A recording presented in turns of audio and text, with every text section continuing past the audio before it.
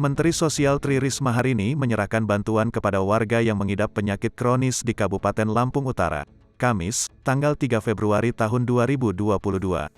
Bantuan yang diserahkan merupakan hasil dari donatur yang dikumpulkan dari situs kitabisa.com.